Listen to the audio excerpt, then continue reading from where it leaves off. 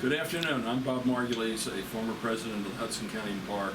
It's my pleasure and privilege to interview for our oral history project Judge Burl Ives Humphreys, who just had his 90th birthday and is still going strong. We're at his law firm, Williams Caleri, here in Wayne. Good afternoon, Judge. Good afternoon, Bob. So you went to law school at Temple.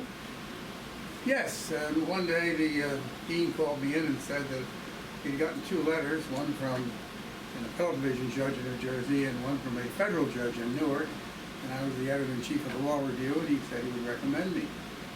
So the federal judge made up his mind first, and I went to Newark. And who was that? I lived in South Jersey before, Richard Hartshorn. And after that, what did you do? I went with one of the large law firms, Carpenter, Bennett, and Morrissey, in Jersey City. And what was your practice in the beginning? I handled a variety of work, a good deal of trial work, major trial cases. Then you went out on your own? Yes, I did. And the federal referee used a lot of the former law clerks, the federal law clerks, as receivers and trustees. And as a result, I received a lot of those appointments and handled a good deal of federal bankruptcy matters. I was the chair of the New Jersey State Bar Association section on the bankruptcy corporate organization, mostly Chapter 11 and Chapter 10 in those days. Well, after your private practice, you turned to public service. Tell us a little bit about that. What was your first foray into that side of the law? I was appointed as Deputy Attorney General in Governor Minor's administration and handled major criminal investigations and prosecutions and major civil cases. And I served for 3 years, and then I went back to the private law firm I started and expanded it somewhat. Then what did you do? One day I got a phone call from an old friend of mine, Governor Brendan Byrne, and he said that the State County Prosecutor's Office was in terrible shape. Would I take it over? I told him I didn't think so. How long did that last? I remember. I had a good practice. I had two fellows I knew went out and did people's books at night. I didn't think they were much of a client, but we put them public 5 years later. Oh. And Merrill Lynch once said they were the finest firm that they had ever examined in their practice. They're great. ADP. And I handled their major litigation, mergers, acquisitions, and so forth. So I was reluctant to leave that practice to go into public service again, but my son said, "Dad, at 49, you're over the hill." So little did he know, huh? So I said yes. The politicians opposed my appointment, but all the newspapers supported me, and eventually they succumbed. And what was the first position? You became prosecutor, right? Yes, I became prosecutor, and that was sort of a storied trip. You had a pretty famous trial along the way. Oh yeah, Hurricane Carter. Everybody seemed to think the guy was innocent, but I looked at the file, decided he was guilty, so I decided to try it myself. One day I came home to my wife and I said, "The New York Times, the Star Ledger, the beautiful people, the governor's office, and everybody else on one side, you and I are on the other." Well, the jury agreed with me. You stood up for the system. I did. And a good deal of pressure from Trenton. I'm sure. Although one day the governor said, "I understand people say I'm putting pressure on you. I want you to know that if I wanted to, I wouldn't, but it wouldn't do me any good." Not far off from Brendan Byrne's own overheard tape. It couldn't be corrupted by the mob. Yes, right. Now, your recognition as a prosecutor then led to a Superior Court judgeship. Yes. That was what year? 1980. And I was telling you that I actually remember, because I was trying a case in Patterson at the time, that you sat up with, as a brand new judge with Judge Louis Schwartz for a short time to see what judges were doing from that side of the bench. You then tried lots of cases, I assume. I did. And you must have gotten a call from the Chief Justice, because we ended up with we were a little concerned. We got an out-of-county assignment judge. Tell us a little bit about that. The Hurricane Carter conviction was upheld by the Supreme Court 5-2. However, the Chief Justice was in the minority. And I began to think that my service in the judiciary was going to be very short. Maybe I should look elsewhere. And one day I got a call from him. I was out playing tennis, and my mentally handicapped daughter took the call. And I said, "Who was it from?" And she said, "I made him spell his name." I said, "Good." So it was actually two calls. But the second call was he wanted to send me to Hudson County to sign a judge.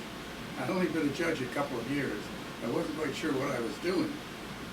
But I sat down, had dinner with lunch with Morris Pashman, was one of my gurus, and Sam Larner, and they prepped me. So Morris Pashman was obviously a Supreme Court justice. Yes. And Sam Larner had been an appellate division judge, a Hudson County judge who had lived through famously the Larner Commission, the corruption in Hudson County from years before. And also the assignment judge of Hudson County. That's true. Yeah, he was. So you came to Hudson County. You were a Passaic County guy. How did we treat you initially? I remember the first time I appeared, there was a meeting of the bar, and I was introduced as the imported judge. Also, the Bar Association had what was said in the newspaper to be the largest meeting they'd ever had to oppose my appointment. Not because of me, but because you didn't want our county judge again. The Chief Justice called and said, "I'm not changing my mind, and I'm off to Paris. Go." Well, the Hudson County had a reputation for corruption over the years, and the bar was a little upset that we thought things had been pretty cleaned up at that point in time. So let's talk about some of the experiences you had as a judge in Hudson County. After you got there and then you got to be a part of the bar, I know I worked with you as a member of the bar leadership, and we always conspired in a healthy, way to do things that were, I thought, pretty positive. What was your thought about that? You were terrific, Bob. I think if the old courthouse, which was renovated completely, would probably do more to your work than anybody else. Right. You were really magnificent. You pushed it. You got the bar going. Ed Clark was the county executive. He was quite an interesting guy. Honest. We got along, but I remember the first day I met him.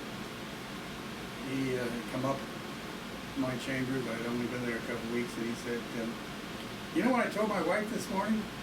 I said, "I'm meeting a new assignment judge, and I bet everybody is telling him how rotten I am.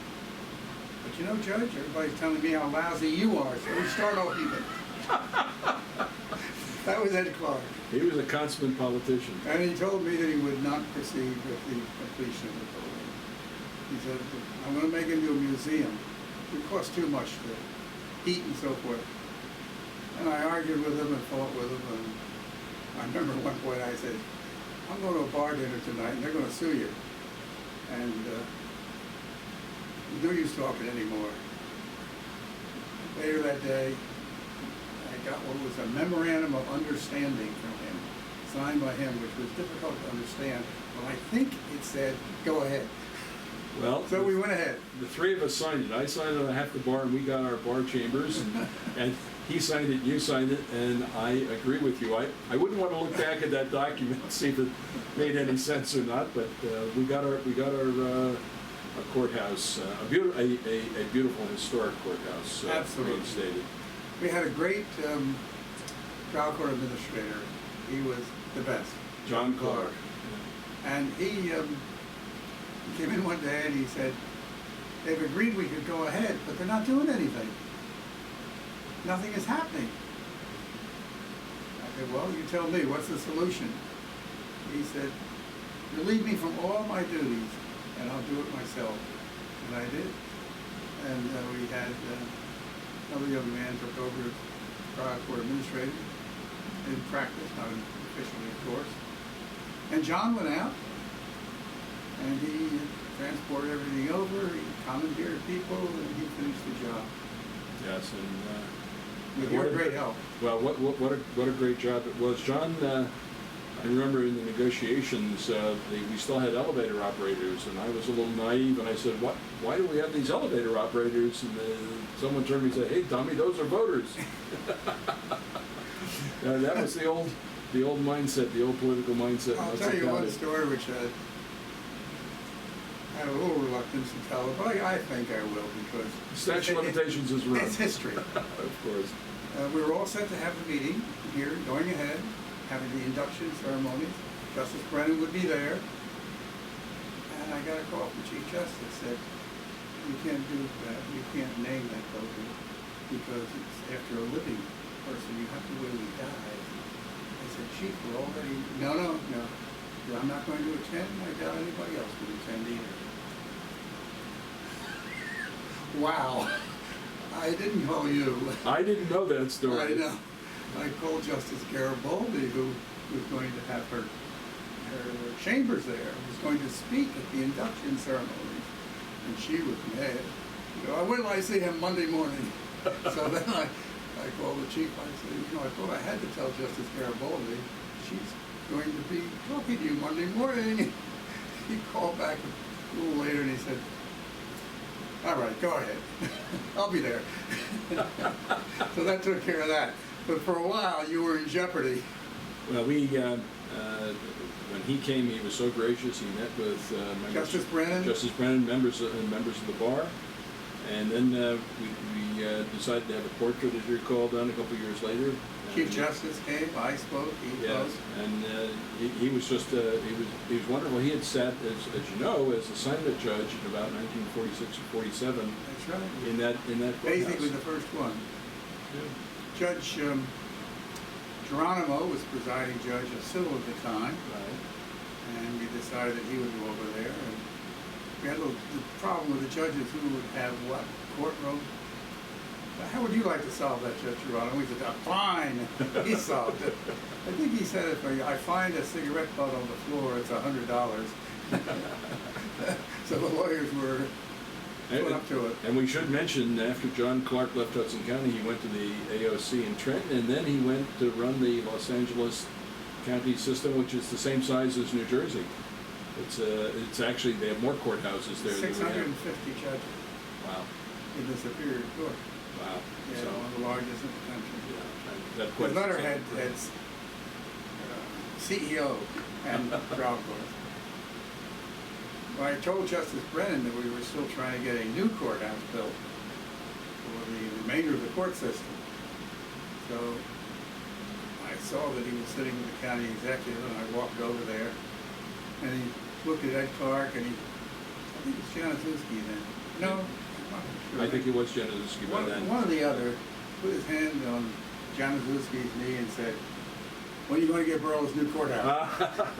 Well, you remember I had a rendering done that was on your wall of a modern new building, and evidently we're close to getting a criminal court building. They're assembling the land now, and Congressman Marini has given his land that's across the street from the courthouse for it. So we're finally, I think, going to make headway 25 or so years later. Yeah, I pushed hard for it. I got Bernie Hartnett to be chair of the committee and the bank president. Well, but I couldn't get Januszewski to move. And Garee he wouldn't get his land up. We finally be killed in condemnation. I said, nobody gets killed in condemnation. Good. Yeah, we were upset at that point when they jumping ahead, you moved to become assignment judge in Essex County, the largest county, and they got our courthouse, because they got a courthouse and we did. So let's talk about some of the interesting cases. You had lots of political cases, you had lots of election cases. Didn't you have DiGilio as well? Yes, that was a case in which there were 30-some defendants in the first racketeer and RICO case in New Jersey. I decided to try it myself, and I wasn't going to try 32 defendants at the same time. They tried that over in Essex in a disaster. So I selected 5, and we tried those 5, and I thought, 2 or 3 months maybe. Started off 4 days a week. And I was assignment judge at the time, so I had other duties. It ended up we were playing 5 days a week, including Saturday, and it took 8 months. I gave the jury a 90-page charge, in writing. And ready most of the people guilty. Fabulous case. Yeah, and John Jelly, of course, was a famous mobster. We had actually represented him in the prior federal cases on appeal. So he was. We couldn't find anybody to represent him. Finally, Dennis McAlevey agreed, and that was he and his client fought the whole time. At one point, at sidebar, Virgilio said, "Can I go a couple rounds with my client out in the hall?" And Dennis said, and Virgilio was a dangerous man. He was, and had been a boxer. And McAlevey said, "If you do, it'll be another loss on your record." Yeah, he's quite a lawyer, Dennis McAlevey. It was said the assignment judge in Hudson must read the newspapers every day. And the newspaper was the Jersey Journal, of course, to right? find out what his calendar was. Mayor Jones is coming to the assignment judge, attacking this, attacking that. We had a case before you. My uncle, Seymour Margulies, who later became a judge, had a case before you that you disappointed him. You had the audacity to suggest that the 11th Amendment was a bar to Congressman Guarini asserting sovereignty over Ellis Island and Liberty Island. Yeah. He said I gave the Statue of Liberty to New York, but the appellate division agreed with me. And eventually, one of our plaintiffs became the Attorney General, and Ellis Island got determined, most of it, the Phil part, to be part of New Jersey. So. Well, that must have been administrative. I don't recall that. Well, no, they actually appointed a master. Master made a determination. The Supreme Court affirmed it. I didn't know that. Yeah. So all was not law. We keep plugging, you know. Yeah. Tell us about some of the other interesting cases that you had. I mean, I remember the one I was appointed in a case, an election case, and it turned out that the campaign, in the Cucci-McCann campaign, it was challenge tough, and this is before we're talking about elections these days, but this is long before that, and they ended up. Going to the end of this trial, they had bought for $1,000. They bought a civil rights policy, and millions of dollars were paid out in that case. I remember awarding you a substantial fee. I still appreciate it. What other cases do you remember that might have been of some interest? I remember that case was fought bitterly, and Cucci had a good number of people out who had some mob connections, allegedly.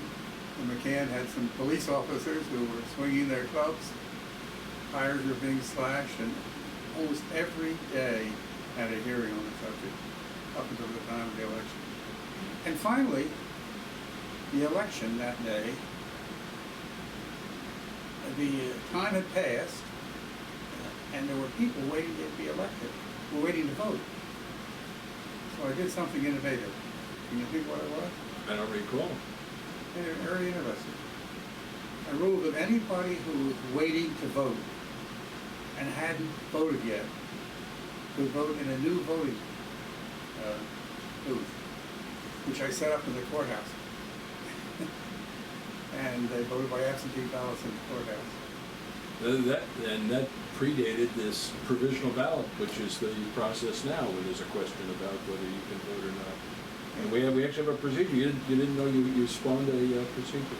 So this has been fascinating talking to you. A real pleasure. Give me a sense of what your experience in Hudson County was. I enjoyed it very much. I said when I left that Hudson reminded me of the old world. Its wit, its wisdom. They like to play. They like to fight. And they were a very fine bar, very cooperative. We got new judges when we needed them. The bar fought, we got the old courthouse. It was a very good bar, a lot of cooperation from good people like yourselves and others. And it was the most enjoyable time. Well, terrific. Thank you so much for participating in our project. My pleasure.